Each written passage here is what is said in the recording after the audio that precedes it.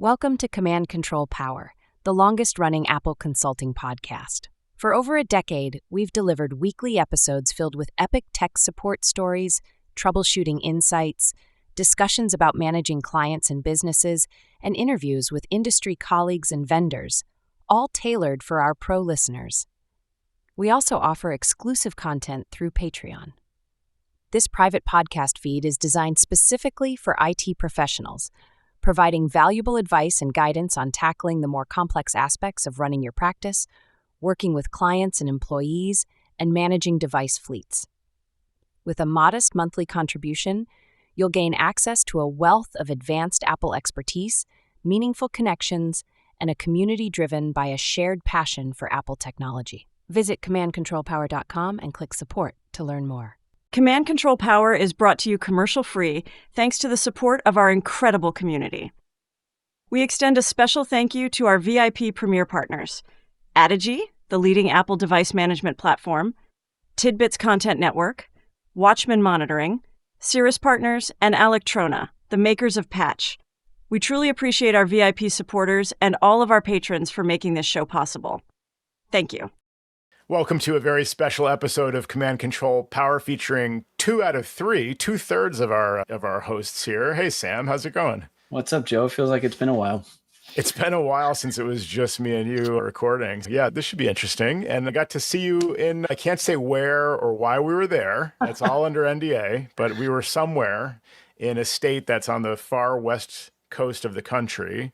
Well done. I don't think I'm allowed to say any more than that, actually. Yeah, I'm not sure how strict it is, but we saw a lot of people in our field. Yes. Yeah, exactly. Yeah, all the fruit sellers, right? They're all the guys with the fruit stands working for the fruit company, as they say. I may have spent $35 on a pen. Yeah, exactly.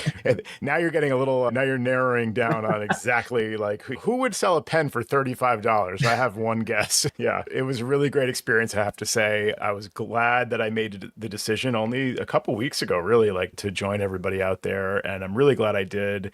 They put together just a great training conference / summit. I'm being cheeky here, obviously, but Sam and I were out at the ACN Technical Summit, I think as they called it. It was the first Apple hosted event that I can remember in at least like 6 years, something like that. Yeah. Yeah, definitely pre-pandemic. So it's been quite a while. Exactly. Long overdue, and really the best Apple event I've been to. So many reasons. Yeah. Yeah. What were some of your favorites there? Just besides the content, the contacts, the people, and good people that you've talked to over Zoom or whatever that have a hand in your business somehow or another, that are fellow consultants, like Roy McGuenz, who's on the chat right now. Yeah, Roy was there as well. Yeah, it was great to see Roy too. Yep. A lot of fun faces, that some of which we saw at Aces not too long ago. Exactly. Including Justin, it was actually, I just slacked him because I was like, hey, it was great to hang out and not at Aces with him not working. Yeah, exactly. Yeah, so nice. I felt the same thing. I meant to say, it's good that you mentioned that to him. Totally agree. I was like, he was one of us. Yeah. It was great. He wasn't stressed about running it. In fact, did he mention to you, I think Brian or somebody said, I have an even newfound respect for you, all you do, because putting it on, even with the resources of Apple, it's a heavy lift to go through something like that. It is. It's a big job, and I hope people appreciated it. Oh, hey. Watchman Monitoring is in the chat as well. Our very own Alan Hancock. Nice. Returning many-time guest on Command Control Power over the many years, 13 years or 12 years. And Alan was there. It was great to see Alan as well. Wait, was Alan there? No, Alan wasn't there. But Alan was at Aces. You had me thinking about Aces. Yeah, exactly. Yeah. It was a lot of, I know it's a little hard because it's a mix-up of who was at Aces versus here, because it was a lot of the same people, which was excellent. Yeah. But yeah, some great stuff out of this, and just hanging out afterwards was awesome too. Just hanging out in San Jose and walking the town. Yeah, you got to hang around even longer. I don't know how long you stayed in San Jose, and I know you were getting out more to the coast and all, or to the Big Basin area. Yeah, we were in Big Basin and Boulder Creek specifically, and we stayed one more night in San Jose, and then we went to Boulder Creek and we got a tiny home, which was awesome. Super incredibly cool. It was called the fuselage, because it represented, it looked like the inside of an airplane. Yeah. And the fuselage had just our one little bedroom area with some basic amenities, and then a little deck with a fire pit. and then a separate and a building essentially for the restroom, for the bathroom. Wow. And it's up in the back of this property where you feel like you're in the middle of nowhere. So at night, Wow. turn on the fire pit, look at the stars. You just hear the animals. We heard some, my wife was with me and Jen, and we heard some like steps in the woods crackling on the leaves. Yeah. And she got all bug eyed. I'm like, it's okay. It's probably just a deer. No big deal. Yeah, exactly. Oh, man. Yeah, you guys came to visit us when Ashley and I were living in the van doing our van life experience. And I think we had a tent for you. So we kept the van very rudely. We slept in the van and you guys, we made you sleep in a tent outside. But so I know you've at least camped that one time. But when you're camping in a tent, especially if you're not at an actual campground and you're like in the woods somewhere, it most of the time is probably a mouse, right? But every little thing you hear is amplified because you're sleeping, your hearing is maxed out, and you just hear a little mouse walking by the tent and you think, am I going to die? Yeah, it's pretty funny. Oh, man. So, a lot of times it's probably that they're more afraid of you than you are of them. So they're not going to creep up to you. So I had that in the back of my head. But yeah, totally. It sounds like sometimes pretty loud, and then it turns out to be a squirrel or something. Yeah. If you're far out there, it's you don't know what the wildlife is like. There's areas I've camped where it's bear country, and so you have to either hang your food, put it in a bag, and like they have these clips you attach it to, and you use like a pulley to get it up into a tree, or like a bear box or things like that to keep your food and everything scented. Your like toothpaste, or if you have a breath mint or anything at all, and you might be camping and you have a mint in your pocket or something, or you have a snack bar that you forget about. Any of those things could be fully in a wrapper and they will still smell it from apparently probably miles away. You definitely don't want a bear approaching in the middle of the night because that could go wrong. Very wrong. Yeah. But yeah, that's why it's good to have that heightened awareness when you're out there.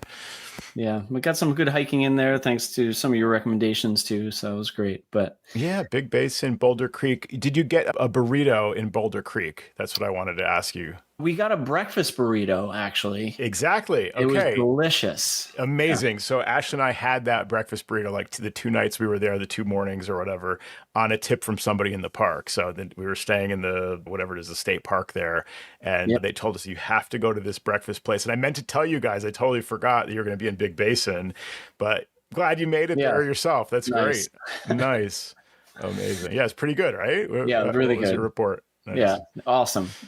Yeah, the conference. So going back to the I got sidetracked. Summit. No, I was really surprised. Of course, they billed it as a technical summit. I think some of the marketing seemed to indicate that they assumed that's what everybody wanted. Probably most people were attracted by the prospect of a heavily technical conference, whereas ACES is decidedly not a technical conference. It's meant to be about the business. And by the way, a little teaser, I'm hearing Justin's doing something new next year, or probably doing something new next year. I won't say what it is. I'll let him surprise everyone, but that's looking even more interesting for now. He's thinking, great, I have to do something new. Yeah, now he has to. Exactly. I'll just say people like me and people like you, Sam, especially, I think would appreciate this idea that he's been teasing. And yeah, I'm looking forward to that too, but that's the business focused one. Yeah. So Apple's one was the counterpoint to that, the technical conference. But I was really surprised that some of the best parts about it for me, like what I really got out of it, aside from some of the technical ones were great, like the security presentation. I probably shouldn't say any more than that. Easy, buddy. Who taught it and what? But yeah, some of the technical stuff was great. Yeah, exactly. Do you have a 7-second delay? You could like just beat me and cut the feed or anything. It seems like I might have the power to mute you or remove you from the stage. So.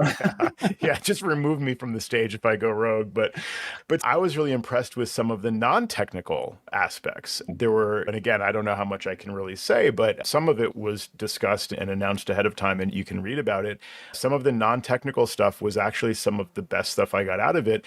Hearing from the horse's mouth, hearing from the first party, Apple, towing the company line to a very large degree, we can be in alignment with how they want us to think about different things, how they want us to talk about it, how they communicate about things. And it's not just their marketing, it's also you're picking up a sense of how they refer to things internally and some of the stuff we all probably deal with. In fact, a lot of the Apple presenters spoke more freely than I was expecting. They were sometimes letting some of the coarse language fly, which I really appreciated. It wasn't like sterile and Apple marketing polished. You really got to know some of them individually as well. And yeah, it was really interesting, I would say. Yeah.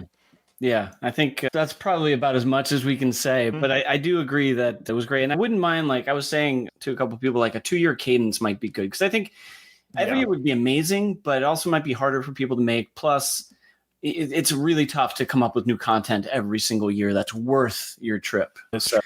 So I think some of that is good. I think as we always say, running into the people is the greatest part. Totally. That's my fun part, seeing either people at the gym or like afterwards and just hanging out or by the pool. By the pool. Yeah. We had an interesting story. I was hoping Jerry would be here for the telling of this story, because I think he would appreciate a good laugh around this. But yeah, we were sitting there so your wife Jen had arrived, and you and Jen were sitting by the pool. Jim D'Amico was there, who we, I think, met at ACES or at a previous conference. I know we hung out with him at this past ACES. And then David Sternlicht from Maximize Consulting was there. And David was there, I think, with his wife. And so I guess I should have confirmed that ahead of time before I announced that on the show, if in case it wasn't. But anyway, I didn't meet her, so I wasn't sure. So David turns to you at one point and he goes, we're all sitting there around the pool. And so some of us are in swim shorts and whatever and pool type attire. And it was actually David turns to Jim and he says, hey, Jim, I see you're going commando there. Oh, that's right. So I think we all skipped a beat and just had a quick chuckle about the fact that David was pointing to Jim and saying, I see you're going commando. And please clear the air, Joe. And then we realized that, Jim's got his phone in his hand and David's talking like the casual way we refer to going caseless, going commando with your phone. And Jim says to Sam, I thought you go commando too. So we're just having this conversation about going commando. And because of the context of sitting at the pool with a bunch of guys in shorts, it was just a really funny exchange. And I think you like immediately took your case off and you just said, you know what, I'm doing it for you. And so I wanted to ask you, have you been rocking that phone in the last, you got a case. Yeah. So I left it off for the remainder of the trip. And then when I got back, I had the case lying around. So I was like, I'll just put it on for the ride back. And I didn't take it back off. So hold on, for Jim. I'll take off my case. Nicely done. Yeah. This is for Jim as well. I got mine caseless. Just briefly here, I just did the same. I took my case off because I really like the phone. I did this for one day a couple days ago. I took the case out and I remembered that I actually already have a chip. I don't know if we can see this in there, but like at the top edge of my phone, there's already a chip. And that happened before I probably put the case on day one or whatever. It does happen. These phones are slippery and they drop and they're like bricks that fall pretty hard. But you take it out of the case and you remember what a beautiful piece of engineering this is. Yes. That's the thing. It's beautiful to look at. It honestly is. Thin. And I like the white back that I bought. The one thing I think I'll say that probably, because I don't know if I said this on the show, but I ended up getting a case much later after my phone because I was taking a long trip and I wanted to make sure that it was protected on the trip. And then I just left it on. But one of the things that drew me to keeping it on was the part where it just stays on a surface very easily. If I put it on my leg or put it on the edge of a chair, exactly. Right, without the case, it's just going to go boom and get a nick like yours. Yep, exactly. That really, I think I just got used to that. And for me, it's the exact same. And the case, it's grippier. It sits, I don't know if this is just something I'm misremembering, but it feels like it sits a little bit flatter with the case, or at least it just doesn't just feels like it's more secure that way. Clearly in terms of protecting it, but also like you said, the slipperiness. So it's hard to go caseless. It really is. But I really wish I could because of, again, the engineering. It's just beautiful. It feels so much thinner without the case. It is lighter. And and the last thing was the buttons click very nicely. Like the case is fine. I've gotten used to the way those feel through the case and it's marginally different. But when you go back to the direct buttons built in, and I have to imagine that the camera control probably works a little bit more reliably versus going through a case, which is transferring the clicks and capacitive touch and whatever. Yeah, I really like it without a case. I wish they would just like to your point, maybe if they could make it slightly rubberized on the back. That was one of the takeaways there was, I should try going caseless again. But that was definitely a funny exchange with those guys. Oh yeah, it was hysterical, man. Really funny. Good to hang. And you've been enjoying a Guinness or two since then. I know Jim reintroduced us to the Guinness. What is it? Splitting the G? Split the G. Yeah, we were at an Irish pub one night and that was fun. And Kevin actually he lives in Ireland, but he's from England. Yeah. He was there as well. And yeah, we were talking all about Guinness that night. It was great. It was great. Yeah. And Sam, another Sam, Yes. Sam Bergen. Yeah, Bergen, Sam I think Bergen you was pronounce it.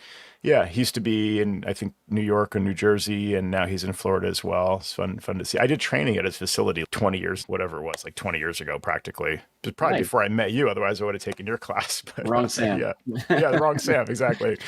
Yeah, it's fun hanging out with all those guys. Did you end up on social media? I know there was a little Guinness split the G kind of moment there. I was very disappointed that they did No? not post us on their Instagram. So I guess you got a free Guinness for that. yeah, they anyways. videoed us thinking like, hey, Yeah. we're going to post this of you guys splitting the G. And I didn't actually make it. Jim, I think, did. But He had it pretty I good, was a yeah. little short. That's a little insulting. They're like, we're going to record you for social media. And then they're, nah. Yeah, we're just not pretty enough for social media. Yeah, right. Oh, man. No, that was a great time, though. It was really good to see you again. Twice in 1 year is a real treat to be able to hang with our friends and colleagues and all. So, yeah, definitely. Yeah, good times, man. Highly It was a lot of fun. Yep. Now we're back to the real world dealing with clients and all that stuff. I know, right? I've had a kind of couple of busy days, actually. Just Monday morning was not bad. I was allowed to ease into it. I was on the flight back Monday mornings, but the emails, I was checking my email on the plane, really wasn't bad. And then today started to pick up again. Oh, wow. And it's been a little busy, but for the most part, pretty good, except I have one client that wants to have an impromptu meeting tomorrow morning. And I asked for an agenda like twice and I haven't gotten one. So I'm like, yikes.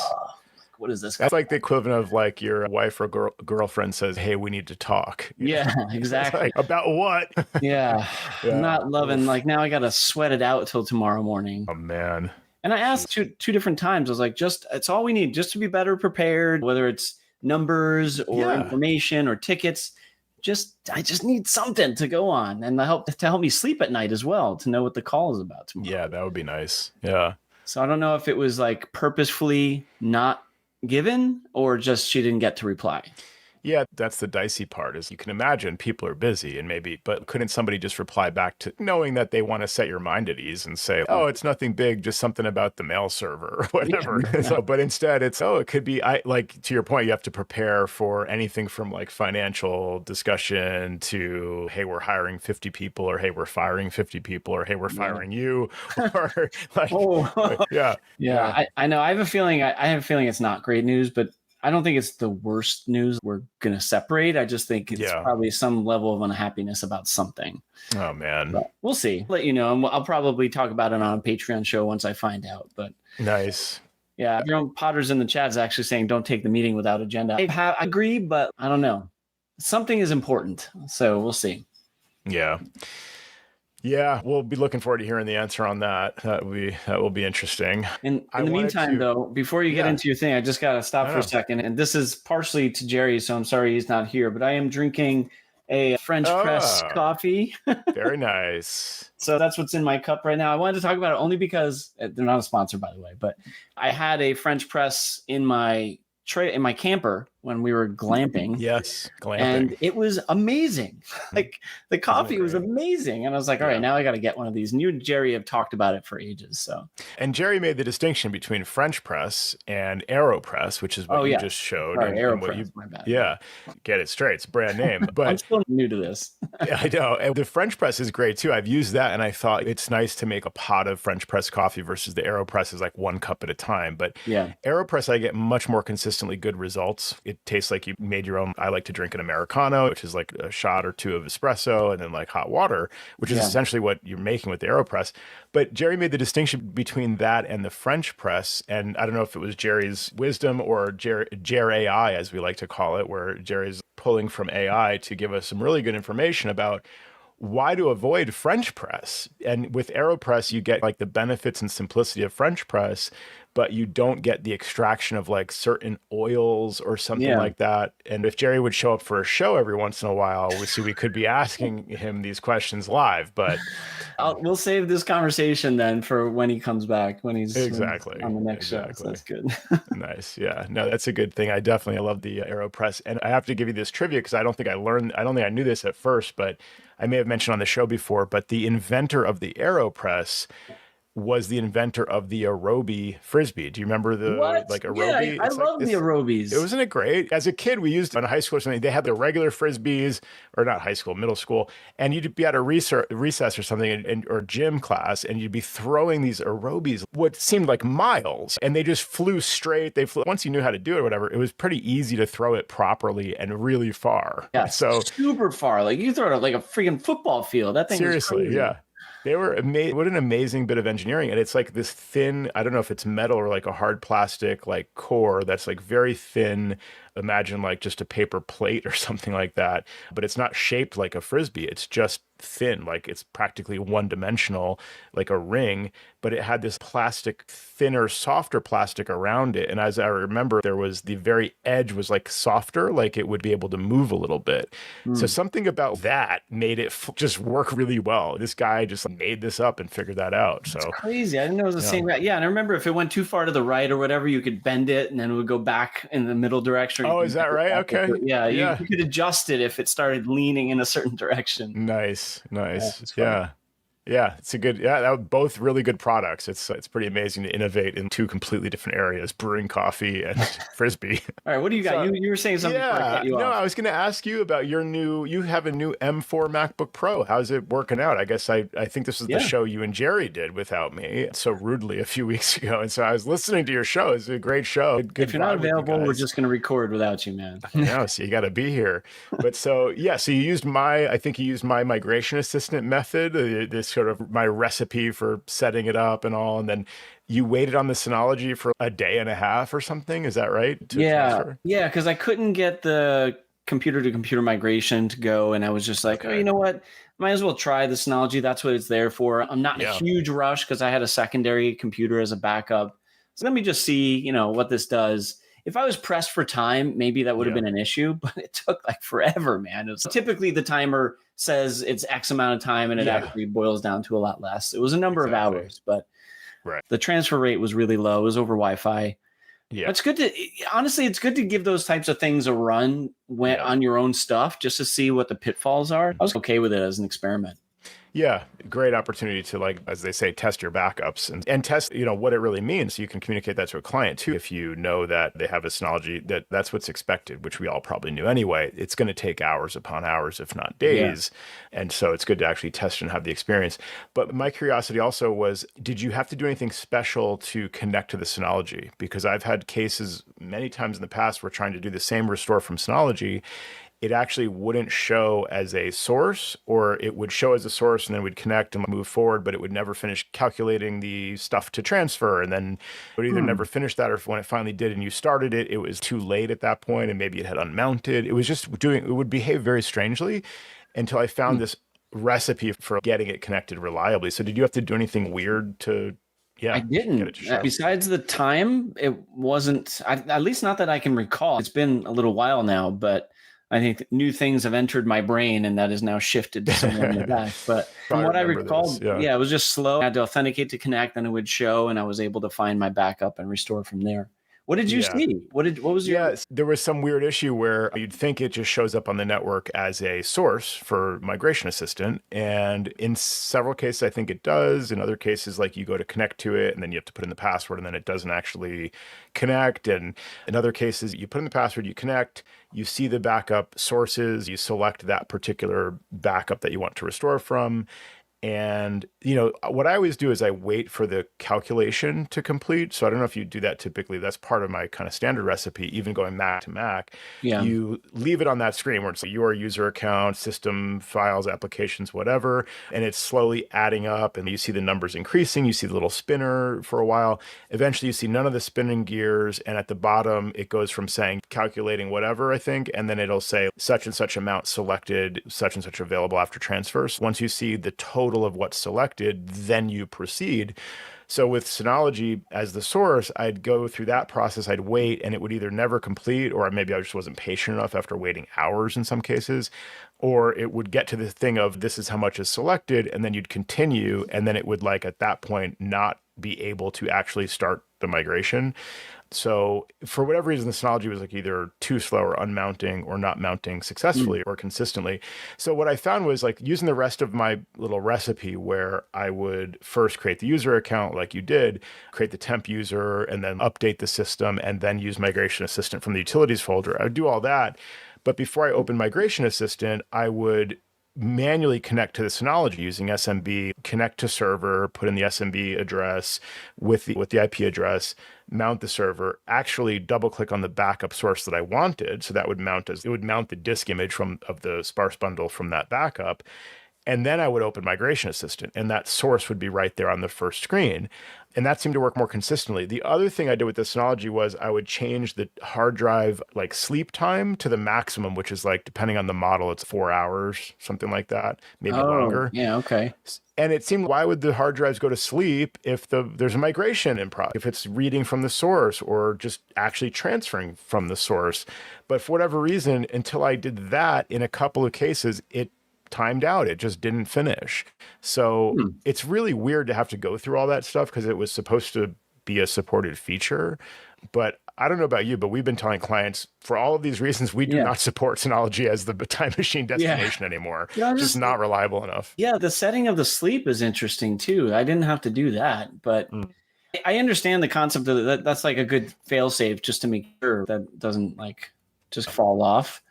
But yeah, it doesn't seem like you should, but yeah, I found that it was useful. Yeah. Can I just say that this is probably the most amount of chatter we've ever had in our messages while we're recording, and it's all about coffee. All about coffee. Yeah, exactly. So I think maybe we should change our show like mode to like talking about coffees, and because this is great to see a whole bunch of people talking about their coffees. It's coffee control power, or like command control coffee. How about that? CCC. Command control coffee. All right, here we go. Like Howard Stern's first radio station, WCCC was what he used. But yeah, command control coffee is good. I like that. Yeah. So what else you got going on? It's been a little hectic settling back into it.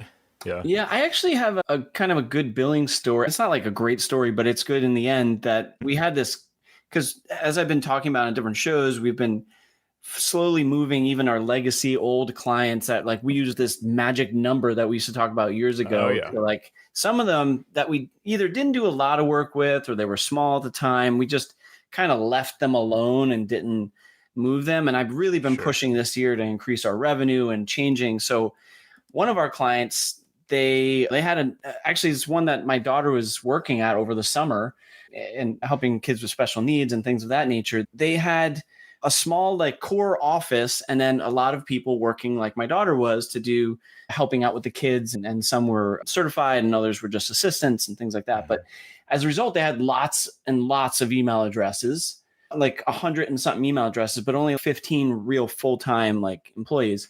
So anyway, the reason why I'm telling all this is because we had them on this old plan, partially because it was just so messy to figure out how are we going to build them for like security services and email filtering. And I finally said, we have to do this, guys. Like we have no choice. So we need to figure out to get this client to modern times with proper protection and all this stuff. It was scary for us because the bill was like, if we did all in, was like almost 5 times their current bill, which would be impossible to switch someone to.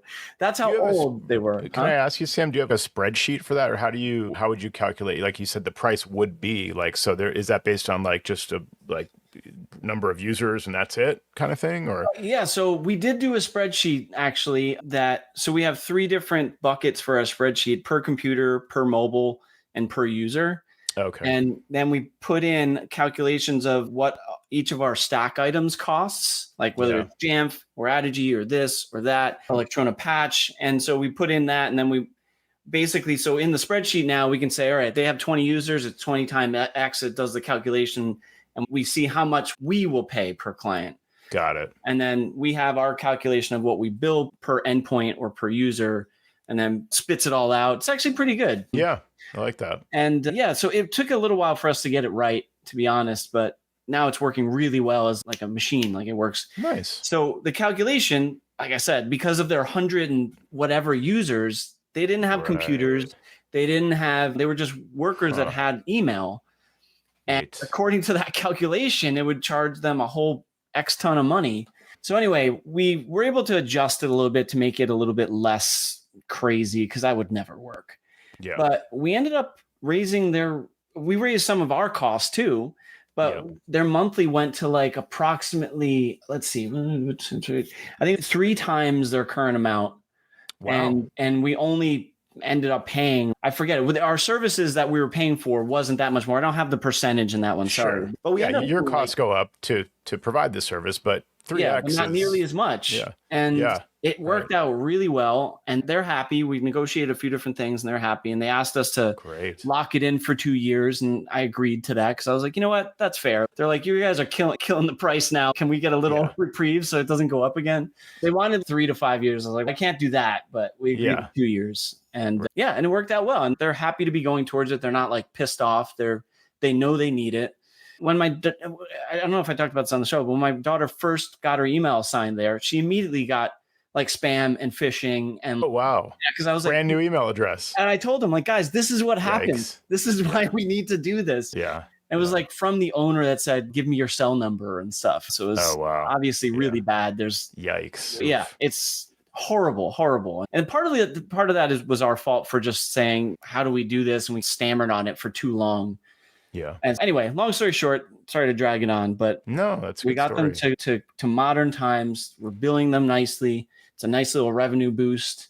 And the important part for them is they're properly protected now, which was super important. So what is your pitch for that in terms of, so we want to get you on this new billing model, but it's not just about the billing model, which they're going to read as 3x, but it's like for the additional services and benefits. So what are some of the kind of changes that they get out of this?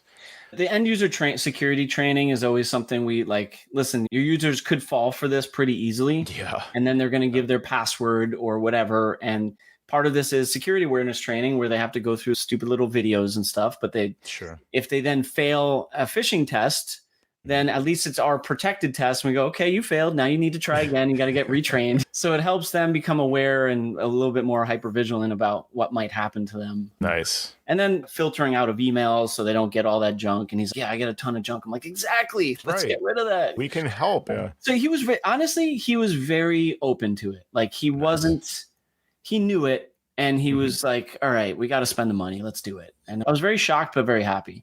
Nice. And did he know that because he just knew how things were insecure and is like overdue for getting up to date with modern practices? Or had you teased that over the years and said, we're going to have to get you up to, he's dropped some hints along the way? Little by little. And then they're like, oh, we have an office renovation. We have to do this. I'm like, okay. I know you're spending the money, but But then we finally locked him in and he was cool about it. So that's great. And a 2-year concession to lock in the price is not bad when they're already behind. On the one hand, it's like they're already late to the game on the current billing practices, so they're behind the curve on that. But on the other hand, you can give them 2 years at this price if they've been. You're probably just glad they're not still paying the old price for the next 2 years. So, yeah. But it was funny because, like I said, he gave my daughter a job this summer, so I was like, "Thanks for giving her a job. By the way, we're raising your rates." Yeah, nice. Oh man. Yeah, I had a client, reach out to me recently who found me through the Apple Consultants Network locator, and potentially lucrative client. They're very small. They're like 2 people, but they have a lot of technical debt. And I use that term. I explained to them, I'm going to share the Tidbits article that was posted on my blog because it's nice to share links internally to my own kind of what they see as my own write up and perspective and sharing like the concept because it applies to your situation of technical debt.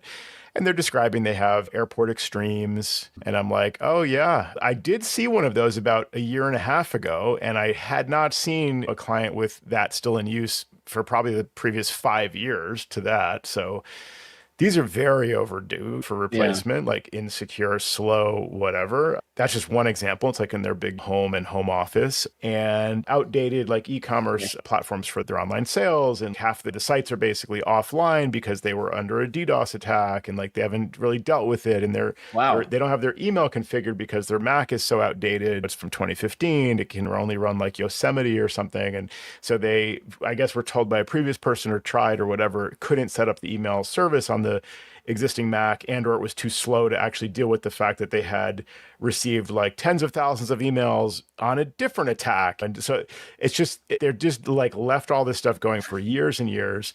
It's a huge pile of stuff. I heard Jerry in my head saying, run away fast. I actually I had a 2-hour conversation as part of just initial discovery to unpack all of the above. Wow. That was a trial of patience and stamina and just yeah. I just was like, all right. And he was saying like, you've been very generous with your time, but he would continue on. And it was actually really interesting to talk to the guy. He seems like a really good person and all, older gentleman, and he has one person working for him. And so he was surprised about the concept of managed services, like a monthly fee. And he was interested. He found us. He reviewed a bunch of websites. He really liked us. He just thought that we would be a good fit. Sounds like we will be a really good fit. Gave him the rates, how we would approach it, some time estimates, and the monthly price for our plan. And we're in between like strongly recommending it or requiring it. So we don't yet strictly require it, especially for existing clients. For new clients, I might take a one-off client to do some work and really not require a plan. But certainly if you're going to keep calling me and keep wanting help, I will require the plan. And I saw the writing on the wall with this one, where we need to have a plan in place. I need to be managing this stuff for you because clearly you haven't been managing it yourself. And his answer was, when the updates come out, we do them. We run our backup first. We install the latest update. He gave the example of on his iPhone. I said, yeah, that's really good for the iPhone. We may want to vet the update first. We want to actually ensure you're doing it on the Mac and not leave it to like when you get to it, but we want to make sure that's happening. So I gave him some of our perspective on why a managed services plan is really important these days and why it was basically a prerequisite for me to moving forward. And I made that case. And I also said, I can tell you from everything I'm hearing on this call, I've really appreciated learning about your background. I've enjoyed talking to you. You can tell I'm here for this call. I'm thorough, and I can say some of this without hubris. I really care and I want to do a good job, and I'm going to be thorough. And I've been here on this call diligently taking notes and all. But I have some colleagues, and I'm thinking of certain people, who would run away screaming from all of the above. You've just basically presented me with this pile of broken stuff that you just need help with from the past 10 plus years where you haven't been assisted by anyone. And I'm willing to walk the walk with you, but for us to like embark on this journey together, I need to know that there'll be a monthly plan in place to be able to keep you managed like this. So that was my pitch in this case. And it was reminding me certain people wouldn't even take this job, just given the pile of crap to deal with right at the beginning. To me, I think I can make a big improvement in their day-to-day experience and really help them out. But yeah, I certainly wouldn't do it without a plan in place. I also admitted to the guy, I said, you're welcome to sign up. I just invite you to give it a try, sign up. And if it doesn't work out, we don't have a long-term contract in place. You can tell me you want to drop the contract after a few months once we get you squared away. Yeah. And then obviously I'm taking that into consideration. If he calls with an urgent need or whatever, it's now I got to start over. I don't have my software on your systems. I'm not aware of what's going on. You know the drill. So it's an interesting one. I'll see how it plays out. But yeah, this is really new, like super new. Brand when new. was that? Yeah. When was that 2-hour call? Like just that was yesterday. Yesterday morning. Yesterday. Started my day like that, and it basically I just was exhausted for the entire rest of the day. I realized. So I'm like, you know what? Again, it's another example where this is why we charge how we charge for some of this stuff. So like in a situation like that, do you like then you have a 2-hour exhausting call, good or bad? Do you then get up and have to like walk around the block or get away from Yeah, I probably should have gone for a really long walk right after that just to clear my head. But I kept thinking, I got to document the rest of this. And then where we left off was, of course, I'll follow up with an email, like recapping what we identified as projects and how we would approach it and time estimates and recapping the costs and then the plan and whatever. And I'm like, I got to do that. And I'm like, that's going to be another 2 hours. And I just like, was not there for that. So I should have realized at that point, okay, I need a break. But instead, of course, I'm picking away at little emails and problems and issues and solving things and taking other calls and whatever. And then I had another hour-long call a couple hours later. And so like by the end of all of that, I'm just like, I still have this follow-up to do from this 2+ hour call. Starting you know how those days go and that's like hanging over you and you're just like, I'm already exhausted and I got to start that now. Like exactly. Like now I got to do documentation or something. Right. Which brings really me, tough. Someone brought this up and I can't remember who, but it'll come to me. What about, I know this was probably a phone call, but like, what about Zoom and AI and summarization and all that stuff like that you can, or not just necessarily only with Zoom, but that's my example because that's what I use. But Sure. I wonder, as I think about this, how good that can be. Like I was on a call with a potential vendor today and they did the same thing. The AI summarized the call and I was like, man, that's a freaking great idea.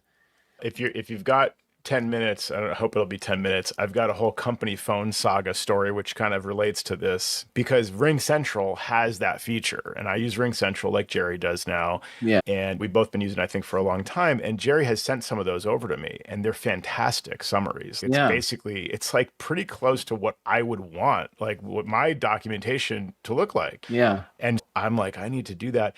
So in the meantime, I mentioned like couple months back, I've been looking for an alternative phone company and I settled on phone.com because they sponsored ACES like a number of years ago. They were in my head from that. And couple colleagues recommended them specifically because I was looking for group SMS sharing. So the idea that it's so simple. I have two people on my quote unquote team. Tim and I need to share the incoming text messages. And right now they come in by email to both of us. And then we can't reply that way. So we can only each reply from our own individual extensions on RingCentral, but we don't use extensions. Like we don't use Tim has a direct number and I have a direct number and people can call us directly. No, they call the main company number and that's the number they know for my company. And they text that number too, thinking they're getting me and or Tim. So I'd love to be able just to reply either one of us and say, hey, got it, sounds good, whatever, from the company number. This sounds so simple. Like it's not complicated. In fact, I've been asking RingCentral for this feature I feel like it's been 15 years. And I'll read a post in the forum and they'll reply, somebody else is asking for this feature. And then RingCentral will reply, yeah, it's on our radar, it's on our roadmap, and we can't announce yet, but coming soon, whatever. So I keep going back and looking and it's just, okay, you guys have been fooling me about this feature for 10 plus years.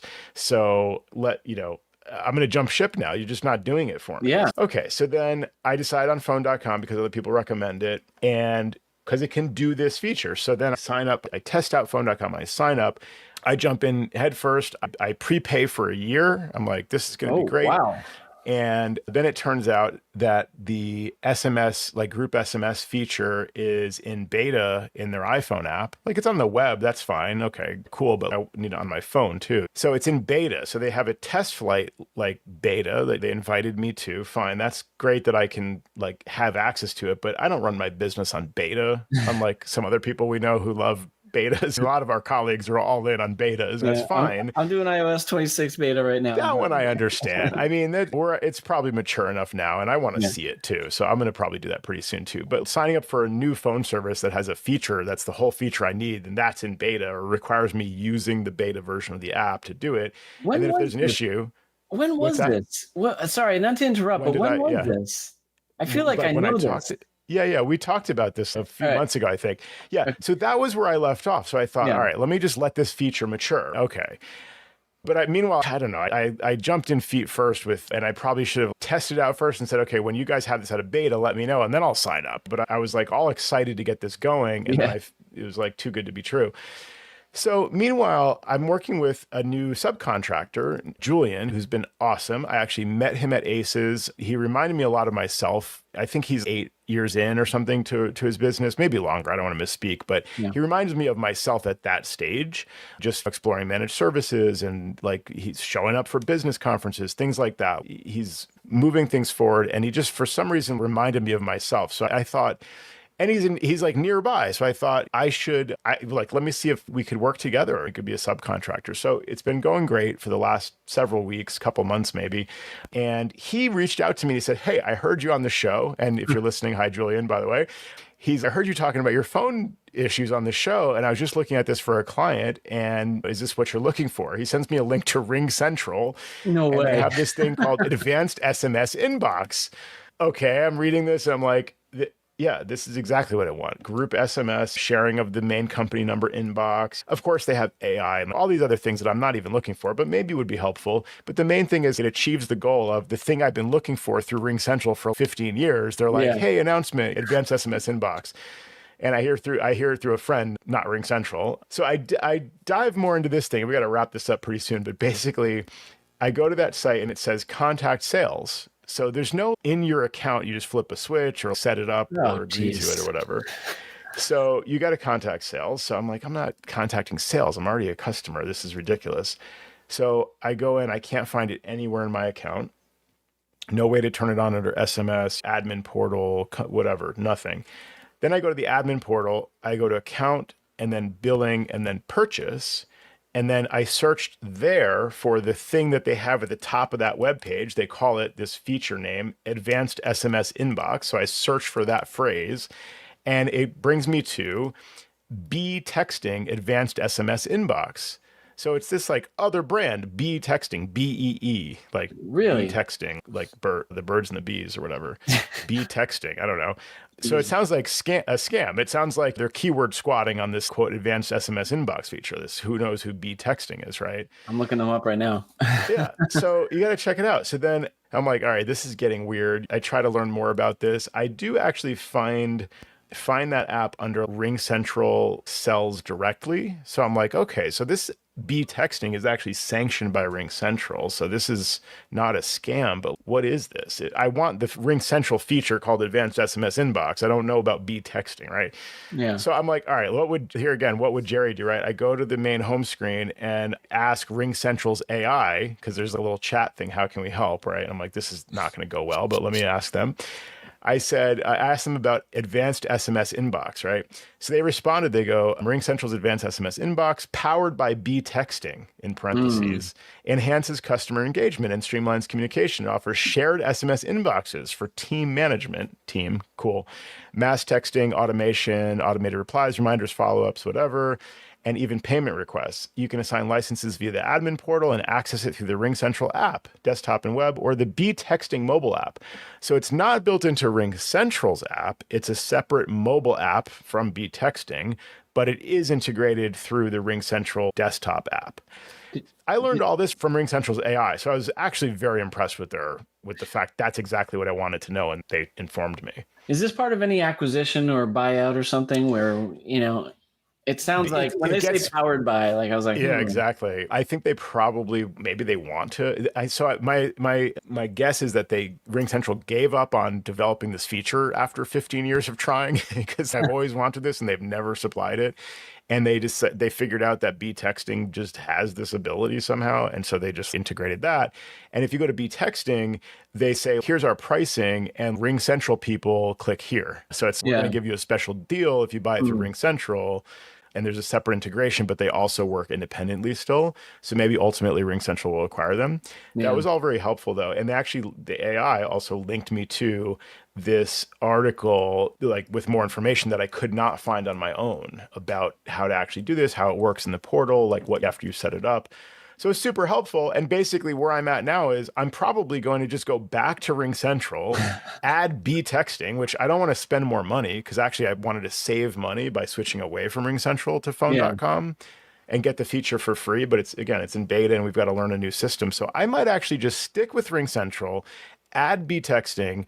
And what started me on this whole story here was your question about this AI, which then I could get these beautiful AI summaries that Jerry's using and maybe save me an hour to write up a 2.5 hour call. And that part brings it all home to that summarization piece, which is terribly important, I think, and something I'm not using AI enough. I've said this before, but if just riff off that for 2 seconds real quick, is I did have a situation where I finally put it to the test for me, because you and I have talked about how we're very cautious about how we word things and want to have a certain style and everything.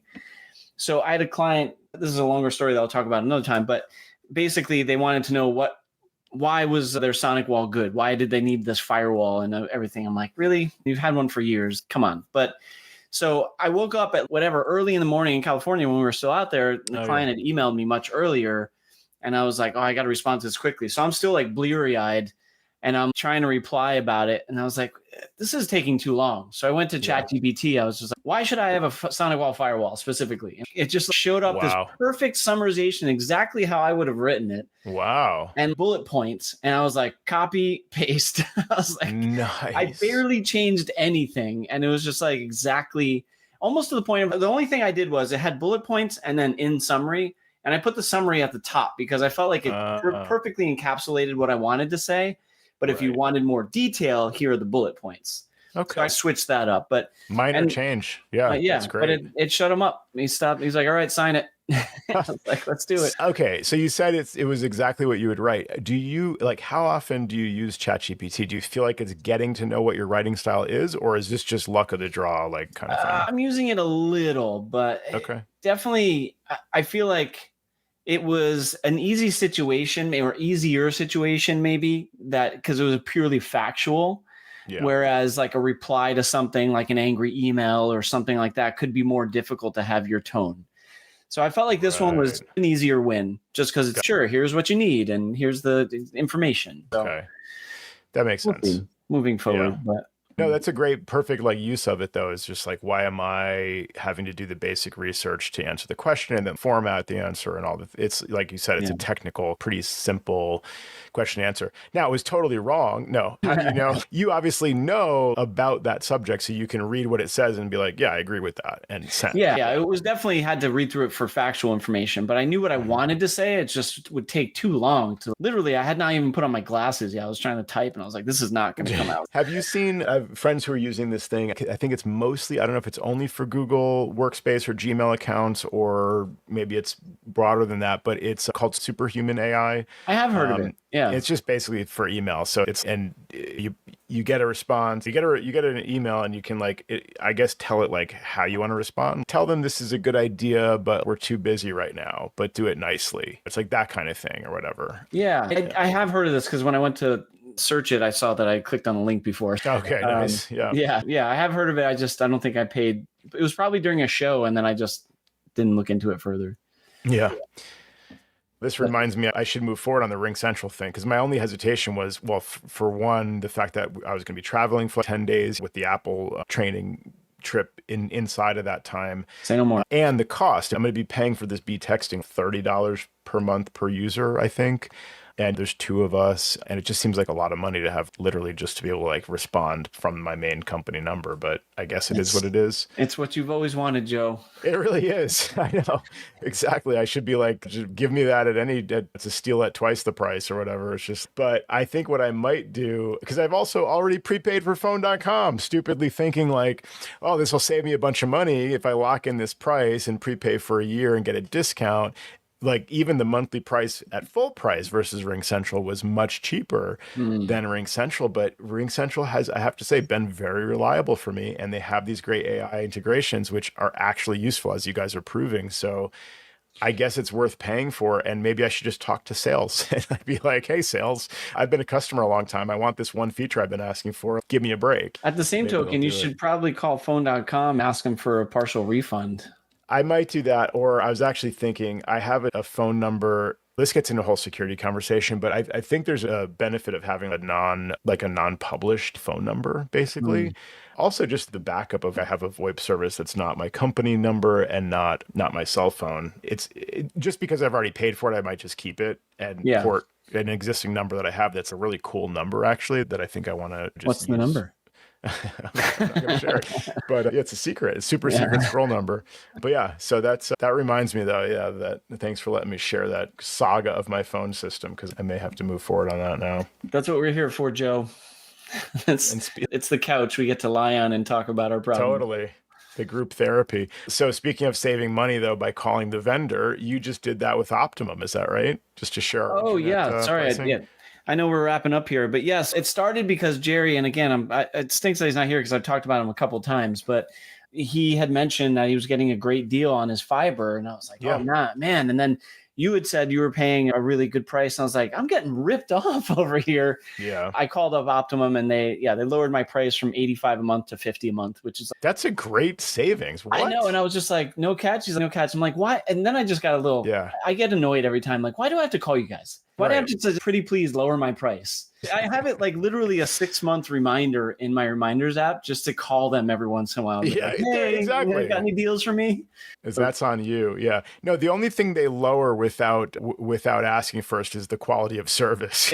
That'll go down over time, like very reliably, but the price will stay the same. That's probably why. So are you still on Optimum? Are you on Optimum Fiber or just Opt Online? Yeah. Like no, Optimum Fiber. I get a gig. Yeah. Okay. That's pretty good.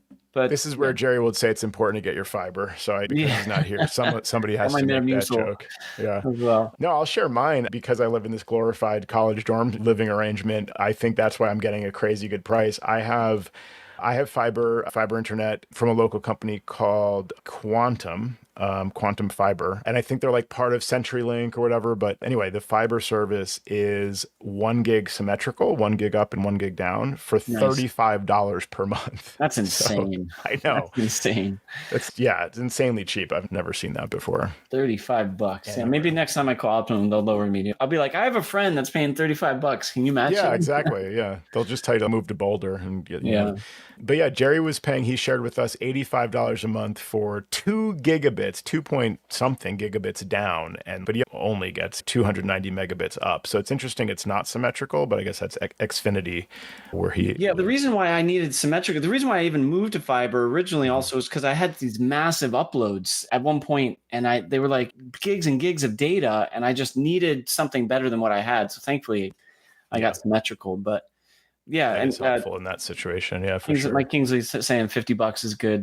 I'm glad somehow. I think I also mentioned their competitor, which I forgot to mention that. Like the Frontier is coming in the area with fiber, and they screwed up. I almost went to them and they messed it up, but then I still called Optimum and I was like, "Hey, Frontier's giving me this." So I've probably shared on the show. I've had 2 Optimum installs, Optimum Fiber. So I switch from regular Optimum to Fiber, goes totally sideways where the installer leaves, it's working. And anywhere from an hour to a day later, it stops working. Or like in one case, it went down and came up, down and came up. And then 2 days later just went down. And then we're like, hey, the internet's down. You just installed it. And they're like, what? And then they like send somebody and they're like, we tested the lines. It's all working. And then they go, and it turns out that it was the home office or the network operations center or whatever that had to flip a switch to be like, the person who bought fiber should have fiber on their line or something, whatever. It's like some really... So totally mismanaged. And meanwhile, they're pushing it hard. They're like, you should switch to fiber. How about we switch that without asking? Let's just do it. And then they can't even install it properly. So I'm glad yours is working. But yeah, a lot of these companies seem to have a big promise and then they underdeliver. Yeah. I know we're wrapping up here too, but I appreciate a lot of the chat besides coffee. Yeah. Ben threw a few things in the chat, but this latest one is yikes, 1200 for symmetrical gigabit. That's crazy. Yeah. Yeah, exactly. He's pointing out you're not getting a dedicated line for $50 a month. Of course, maybe like my neighbors are streaming lots of video or downloading big updates or something, and maybe it drops a little bit. But in practice, like if my maximum is 1 gig symmetrical, even if I get 500 megabits, like worst case, or maybe the latency goes up a little bit. So I'm not super concerned about that. But like in your example was great. If you're doing big uploads or something, like you really notice the upload speed. Like if your previous Optimum online connections, like 35 megabits or 50 megabits, like best case scenario with that service. Yeah, it was horrendous. So you definitely notice it. But yeah, I mean, seems like around $70 is reasonable. Meanwhile, I heard from my internet provider, Quantum Fiber, they changed their agreement, whatever, right? So they send you out these things saying, hey, there's a new agreement. They don't change the price. My $35 is for life until I move, which I will do very soon probably. But they send out things saying, hey, arbitration happens this way, and we've taken out this section because it no longer applies, like whatever those little changes are. Yeah. And they go, if you continue to use your internet service, it tells us you accept the changes described in this notice. Otherwise, you need to contact us before October 1st to cancel your internet service. Wow. It's just another example, like Microsoft does the same thing. If you don't agree, then you can stop using email. Like that's fine. Go kick You have every right to just, you can disagree and just don't use your email. It's fine. Yeah. That's crazy. Man. Maybe on a future show, I was interested in what Ben had said in the chat about AI note-taking and environmental impacts. Maybe we can talk about that more when we have more time, but that's a very interesting topic to discuss. Yeah, just to read it out for the listeners at home, Benjamin Morales says, I don't know that having AI take notes is worth the environmental impact. I'd be curious to explore locally hosted models that can run on your own infrastructure. That could mitigate it. Yes, except all the services I use are cloud-based. So I would need to then pipe RingCentral calls through my Mac that's running a local model or through my phone. Certainly if Apple integrated it first party, like to do local transcription on the phone and offered that to any VoIP service, like that would be a way that I would probably have to see it done. For other people, they would need a web version, I guess a version that runs on your Mac that could listen in on your Zoom calls, if that's what you use, like in your case, Sam. Yeah. So that's trickier to integrate versus having it be done by the vendor that's providing the service. So yeah, let's talk about that in a future episode. But the general question of environmental impact is really important and does not get discussed very much. So yeah. Thanks, Ben. Definitely something we'll dive into, but I guess for another show, another day. For another show. You got it. Maybe Jerry will show up for that one. We'll see. Slacker. We're teasing because Jerry's there almost for every single show out of the past 600 or whatever it is. So we certainly appreciate Jerry and we miss him when he's not here, but he will be listening to this and editing it and you will all hear it with Jerry's handiwork layered on top. And we will see you all. The three of us will be there next show all together. So looking forward to that. And fun recording with you, Sam. It was fun to talk about seeing you last week and the Apple or Fruit Company easy event, as we're supposed to say. But yeah, really fun chatting and catching up after that. Nice. Jerome Potter says, thanks, CCC team. That's our new name. We got to get a new shirt. This has been another fine episode of Command Control Coffee. We really appreciate you all listening, and we hope you enjoyed the show. Thanks, everybody. Special thanks to the following community members whose strong monthly support has sustained us for all these years. Ryan Gowdy, CoreCompetent.com. Weldon Dodd, Kanji.io. Richard Wingfield, EnvisionDesign.net. Adam Rice, AskAdam.io. Mac Admins Podcast, podcast.macadmins.org. Tim Nyberg, TheMacGuys.com. Michael Thompson, Origin84.com. Matthew Waples, Waples.net. Tom Puls, BoxIT.tech.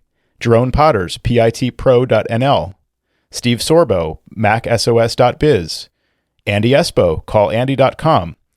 And Nate Sinal, WeAreAScout.com. Thank you all very much, and thanks to our patrons at every level of support. If you enjoy the show, we really would love your support. And if you already support us and can increase your monthly pledge, we really do find that encouraging. CommandControlPower.com and click support. Thanks very much for listening and for supporting the show.